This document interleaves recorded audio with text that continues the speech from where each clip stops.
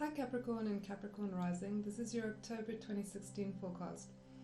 So September was a month with a lot of flux and change. It was the last of the Saturn-Neptune square, which may have made it difficult for some of us to get projects off the ground.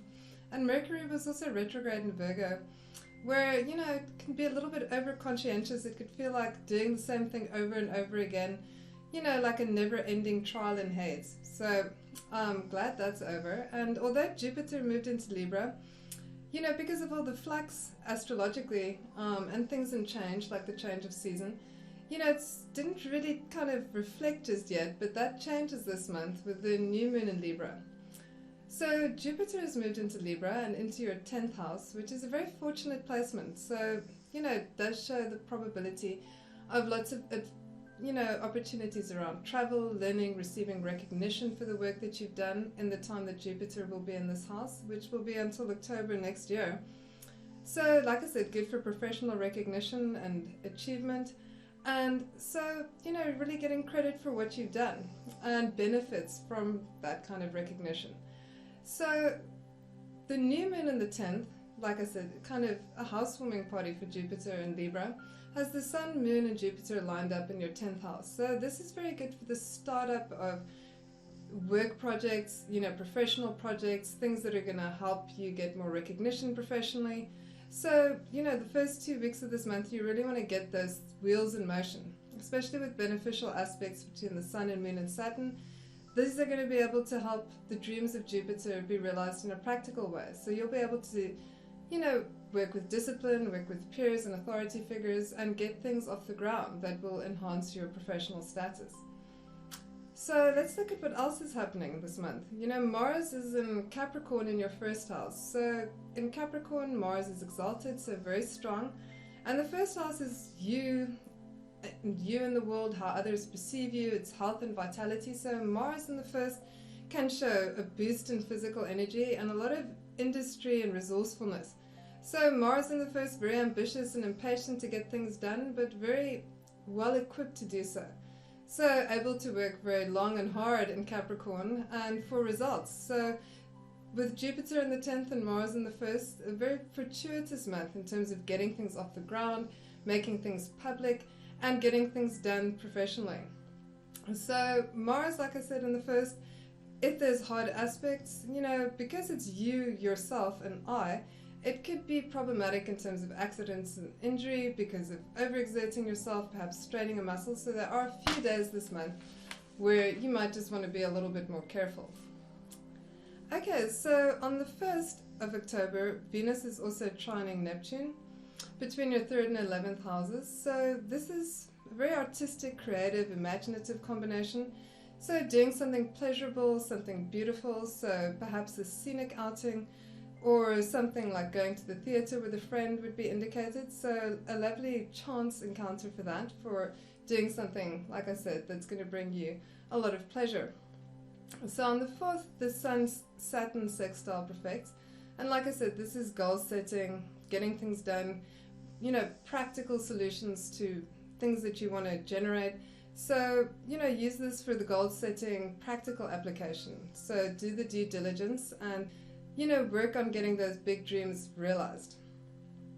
So on the 7th, the Sun is squaring Pluto, and because it's in your 10th and 1st houses, it's worth a mention. This can show tensions being unearthed or brought to light. So the Pluto can show troubling tensions and things simmering, in the background, and the Sun can sometimes unearth these things, so you might want to watch clashes with authority figures. So, but it can be used constructively, in terms of making overhauls, and at least what the tensions are now, they're out in the open. So on the 11th, Mercury is conjuncting Jupiter, and Mars is sextiling Neptune. So these are good aspects for business, Mercury being detail-orientated and Jupiter being more big picture. And with Mercury in the 10th, there's a lot of hustle and communication and movement. And you're looking for results in the sphere of career. So Mercury here, good for business negotiations, business proposals, business plans, and business talks for you. So definitely a day you want to optimize. And with Mars sextiling Neptune, this tempers Mars's impatience just a little bit. So it takes the edge off, you're not feeling quite as rash. So you'll be more inclined to take a reflective view of things. So, good day for getting a grasp of everything at hand and for getting further in business faster and using those communication skills for the hustle and the bustle. So on the 13th and the 14th, these are a little bit tricky. Mercury is squaring Mars and Mercury is sextiling Saturn. So Mercury and Mars together can make you more touchy, irritable, opinionated, defensive. So touchy-feely, and Mercury and Saturn, although it's good for teaching and learning, can make you a little bit more gloomy and pessimistic than usual. So taking the dim view of things and being angry isn't going to produce a favorable outcome, usually speaking. So just watch out for that.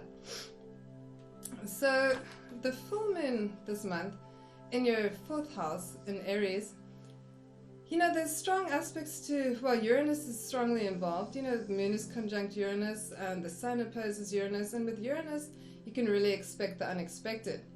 So in the houses of home and career, or potentially mother and father, could be clashes with parents or authority figures at work, or perhaps property matters come to a head.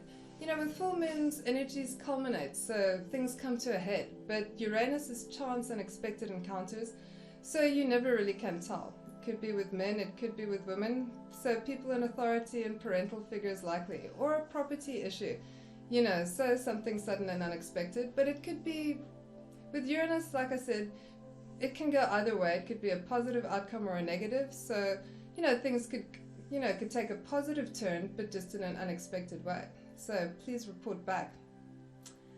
Okay, and the sun will be moving to Scorpio in your 11th house, and this is the house of friends, associates, groups. So, can show, achieving your goals through networks and, so getting things off the ground through utilizing group associations, friendships, and so, but it's bound to be a busy social month for you. Next month, and of course the last week of this month. So a day that you want to watch out for is on the 20th or the 19th or the 20th, where Mars conjuncts Pluto. This will be in your 1st house, and this one can pack quite a punch. Mars is feeling pretty strong in Capricorn and very strong in the 1st house, so these two planets can come together with a bang. So Robert Hand has said, it can either wreak havoc or, do a lot of hard work very efficiently and well. So it's up to you whether you want to use it productively or chaotically. So take your pick. So the month wraps up with a new moon in Scorpio in your 11th house. So this is a startup of, a new project around friends or groups that you're associated with. The Sun, Moon, and Mercury will be trining Neptune, so good for creative projects, launched through these sorts of platforms. You'll be feeling imaginative, philosophical, so quite broad-minded and, like I said, thinking about things in a bit of a lighter way and with a creative touch. So a nice way to end the month. Anyway, thank you for listening, and if you've enjoyed this, please like and subscribe.